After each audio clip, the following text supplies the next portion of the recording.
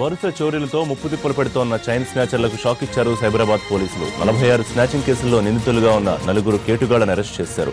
వాళ్లంతా ఫరూక్, ఇరానీ గ్యాంగులకు చెందిన వాళ్లుగా గుర్తించారు. మల్కాజ్గిరి, కుకట్పల్లిలో వాళ్లు స్నాచింగ్ చేసినట్లు తెలిసింది. గొలుసు దొంగల నుంచి పోలీసులు కేజీన్నరకు పైగా బంగారు ఆభరణాలని స్వాధీనం చేసుకున్నారు. పట్టుబడిన 4 మోస్ట్ వాంటెడ్ స్నాచర్ల లిస్టులో ఉన్నట్లు తెలిపారు సైబరాబాద్ పోలీసులు. 46 చైన్ స్నాచింగ్ కేసెస్ ఈరోజు డిటెక్ట్ చేసి 1 కేజీ 1.14 కేజీస్ గోల్డ్ కూడా రికవరీ చేయడం జరిగింది. 35 లక్షల విలువ గల గోల్డ్ని కూడా ఈరోజు మేము రికవరీ చేసి బాధితులకు అప్పచెప్పిపోతున్నాం. మొదటి case Malkajgiri law and order police వాళ్ళు ఛేదించిన కేసు. ఇది చాలా ఇంట్రెస్టింగ్ కేసు, ఎందుకంటే దీంట్లో ఒక పోలీస్ కానిస్టేబుల్ ఇన్వాల్వ్డ్ ఉన్నాడు. దీంట్లో A1 మొహమ్మద్ అహ్మద్ అని అతను సహాయం చేసే A2 మొహమ్మద్ ఫారూక్, వీళ్ళిద్దరూ ప్రీవియస్ అఫెండర్స్, చైన్ స్నాచింగ్స్ చేసేవాళ్ళు. మొహమ్మద్ అహ్మద్ అతను బోరబండ ప్రాంతంలో ఉంటాడు. ఫారూక్ బోధన్, నిజామాబాద్ జిల్లా వాసి. అయితే నారాయణగూడ పోలీస్ స్టేషన్లో క్రైమ్ పార్టీ వాళ్ళు వీరిని అరెస్ట్ చేసిన సందర్భంలో మోహన్ బాబు అనే కానిస్టేబుల్, క్రైమ్ కానిస్టేబుల్ వీరితో పరిచయం అయింది. వీరిని అరెస్ట్ చేసిన తర్వాత ఆ ఫారూక్తో సన్నిహితమైన సంబంధం ఏర్పరచుకొని అతన్ని వెళ్లి చంచల్గూడ జైల్లో కలిసి అతని ములాఖత్ టైంలో కలిసి అతని బెయిల్ కోసం అరేంజ్ చేశాడు మోహన్ అనే కానిస్టేబుల్. బెయిల్ పైన బయటకు వచ్చిన తర్వాత ఫారూక్ పైన ఒత్తిడి తీసుకురావడం జరిగింది. నీ బెయిల్ కోసం ఖర్చు అయింది, మరి దీని గురించి నాకు మీరు డబ్బులు ఇవ్వాలి అంటే నాతో సాధ్యం కాదు, నా క్లోజ్ అసోసియేట్ అహ్మద్ కూడా ఉన్నాడు, అతన్ని కూడా విడిపిస్తే మేమిద్దరం కలిసి నేరాలు చేసి నీకు సొమ్ము అప్పచెప్తామని చెప్పడం జరిగింది. అయితే ఈ కానిస్టేబుల్ మోహన్ ఇతను వెళ్ళి మళ్ళీ అహ్మద్ని కలిసి అతని కోసం కూడా బెయిల్ అరేంజ్ చేశాడు. వీళ్ళిద్దరు బయటికి వచ్చిన తర్వాత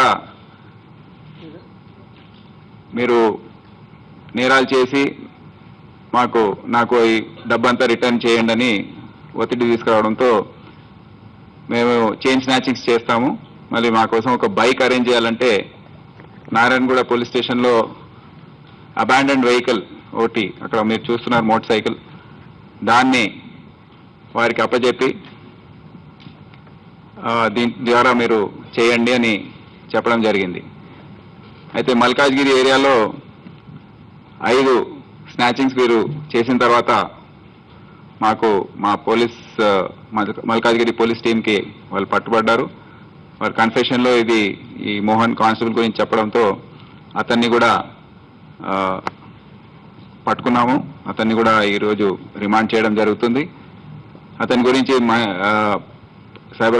హైదరాబాద్ పోలీస్ కమిషనర్ గారికి తెలియజేయడం జరిగింది. వారు కూడా చట్టరీత్యా మరి డిపార్ట్మెంట్ పరంగా చర్యలు అతని పైన తీసుకోవడం జరుగుతుంది.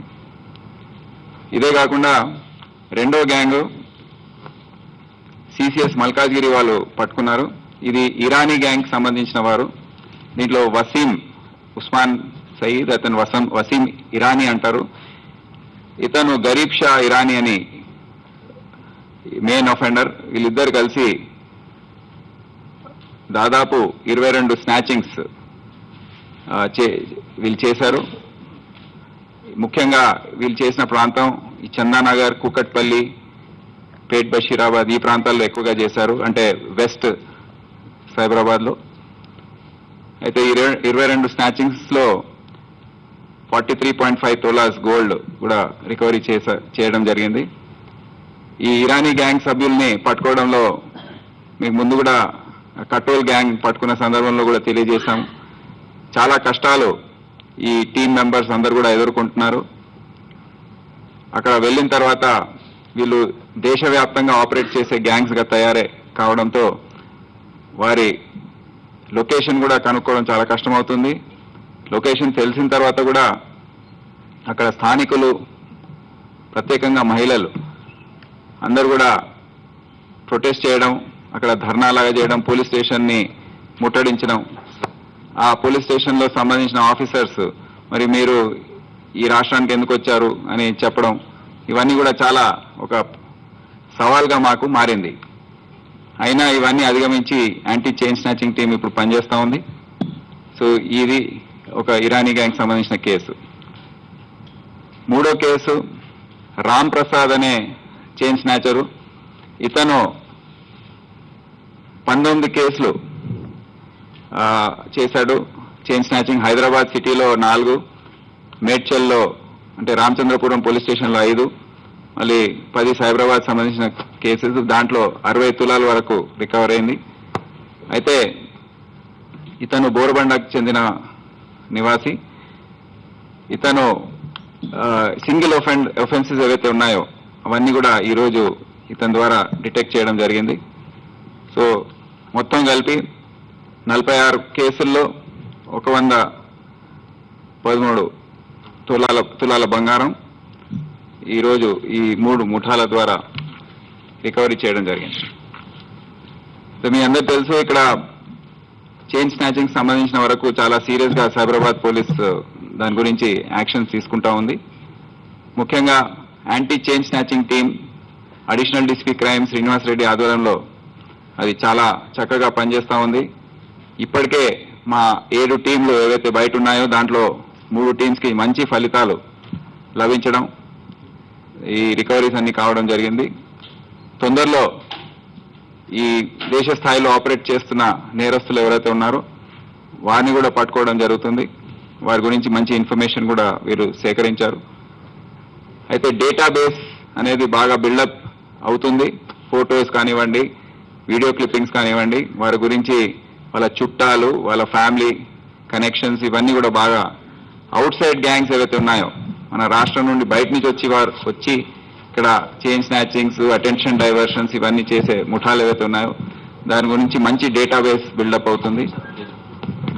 ఇంకోవైపు లోకల్ గ్యాంగ్స్ ఏవైతే ఉన్నాయో, లోకల్ గ్యాంగ్స్ ఏవైతే ఆపరేట్ చేస్తున్నాయో దాని గురించి కూడా మంచి ఇన్ఫర్మేషన్ బిల్డప్ చేసి హైదరాబాద్ పోలీస్తో సమన్వయంతో అక్కడ ఈ ఇన్ఫర్మేషన్ సేకరించి మేము ఈ డేటాబేస్ అంతా కూడా బిల్డప్ చేస్తూ ఉన్నాం.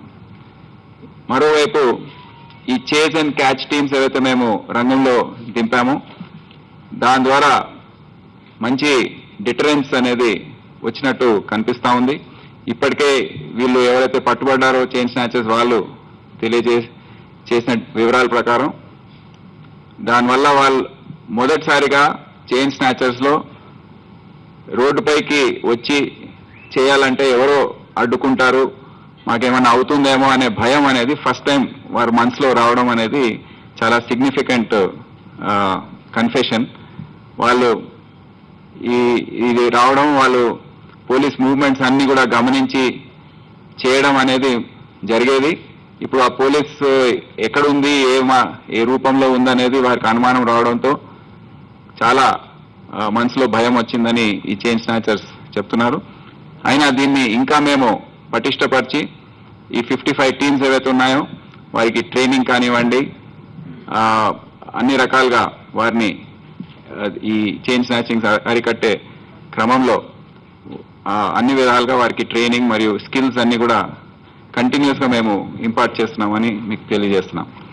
ఇంకో ముఖ్యమైన స్టెప్ మేము ఏం తీసుకుంటున్నామంటే ఈ రాబరీ సెక్షన్ ఒకటి ఈ కేసెస్ నుండి మేము ప్రారంభించాము. ఇప్పుడైతే ఏవైతే జరుగుతున్నాయో దానికి రాబరీ సెక్షన్ పెడుతున్నాము.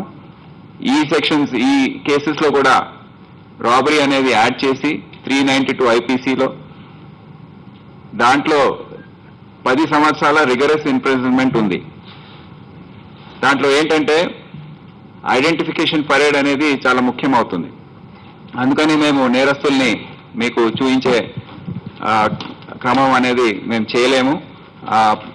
నేరస్తుల్ని ఐడి పరేడ్లో ప్రొడ్యూస్ చేసి బాధితులు వారిని గుర్తించే విధంగా చర్యలు తీసుకొని వారికి కఠినమైన శిక్ష పడే విధంగా ఇప్పటి నుండి మేము తీసుకోవడం జరుగుతుందని మీకు తెలియజేస్తున్నాం. సో దీని గురించి పీడీ యాక్ట్ ఇప్పటికే అమలు చేస్తున్నాం. పీడీ యాక్ట్ ఇప్పటికే 49 మంది పైన పెట్టడం జరిగింది సైబరాబాద్లో. అదే కాకుండా ఇంకోటి మేము గమనించేది ఏంటంటే రిసీవర్స్ పాత్ర చాలా ఎక్కువగా ఉంది. ఎవరైతే ఈ బంగారాన్ని స్వీకరిస్తున్నారో non banking financial institutions, especially Muthoot finance, ఇంకా చాలా కోటక్ ఫైనాన్స్, ఇటువంటివి పేర్లు ఎక్కువగా వస్తున్నాయి. వారందరికీ మేము హెచ్చరిక చేస్తున్నాము. ఇప్పటి నుండి తప్పకుండా మీ పైన ఈ కేసెస్ పెట్టి మిమ్మల్ని కూడా ఈ కేసెస్లో లాగడం అనేది జరుగుతుంది. రిసీవర్స్లో సెక్షన్ 411 ఐపీసీ, అదే కాకుండా కాన్స్పిరేటర్స్గా కూడా మిమ్మల్ని ఈ కేసులో నిందితులుగా పెట్టడం జరుగుతుందని వారికి మేము ఒక మీటింగ్ తొందరలో పిలిపించి అందరినీ కూడా హెచ్చరించబోతున్నామని తెలియజేస్తున్నాం. ఇదే కాకుండా సైబరాబాద్లో దాదాపు 24,000 పైన నేరస్తులు 2009వ సంవత్సరం నుండి అరెస్ట్ అయ్యారు, ప్రాపర్టీ ఒఫెండర్స్. అయితే వీరిపైన మా దగ్గర రికార్డ్స్ సరిగ్గా లేవు.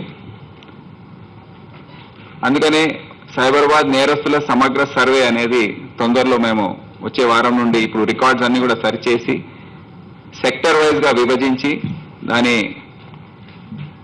సర్వే అనేది ఇంటింటికి వెళ్ళి చూసుకొని ఎవరెవరు ఉన్నారు, ఎవరెవరు అబ్స్కాండింగ్ ఉన్నారు, ఎక్కడున్నారు అనేది మొత్తం వారి చుట్టాలు, వారి వివరాలన్నీ కూడా, కుటుంబ సభ్యుల వివరాలు అన్నీ కూడా సేకరించడానికి ఈ స్పెషల్ డ్రైవ్ లాగా మేము వచ్చే సోమవారం నుండి ఫీల్డ్లోకి వెళ్ళి చేయబోతున్నామని తెలియజేస్తున్నాం. సో దీని ద్వారా హైదరాబాద్లో కూడా చేస్తున్నారు. సో దాని తర్వాత తెలంగాణ రాష్ట్రంలో కూడా చేయమని డీజీపీ గారు చెప్పడం జరిగింది. అయితే ఇక్కడ మొత్తం నేరస్తులు ఎవరైతే ఉన్నారో వారందరి వివరాలు సేకరించి ఒక డేటాబేస్ బిల్డప్ చేస్తే ఎక్స్చేంజ్ ఆఫ్ ఇన్ఫర్మేషన్, ఫోటోస్ ఇవన్నీ కూడా ఎక్స్చేంజ్ చేసుకోవడం, ఇంటెలిజెన్స్ షేర్ చేసుకోవడం అనేది జరుగుతుంది. భద్రత పెరుగుతుందని మీకు తెలియజేస్తున్నాం. అయితే అవేర్నెస్ కూడా బాగా జరుగుతుంది. ప్రజల్లోకి వెళ్ళి అక్కడ పాంప్లెట్స్ పంచడం, కాలనీ వైజ్ మీటింగ్స్ పెట్టడం అనేది ఆఫీసర్స్ చేస్తున్నారు. అయితే దీనివల్ల కూడా మంచి ఫలితాలు లభిస్తున్నాయి. నిన్న వనస్థలిపురంలో ఒక చైన్ స్నాచర్ మురళీకృష్ణ అని అతన్ని ప్రజలే ఈ అవగాహన సదస్సు తర్వాత మా అపీల్ మేరకు, అంటే మీరు కూడా వచ్చి ముందుకొచ్చి మీరు కూడా కోఆపరేట్ చేయకపోతే పోలీస్ ఒక్కరే మేము ఇది ట్యాకిల్ చేయాలంటే చాలా కష్టం, మేము 7,000 మంది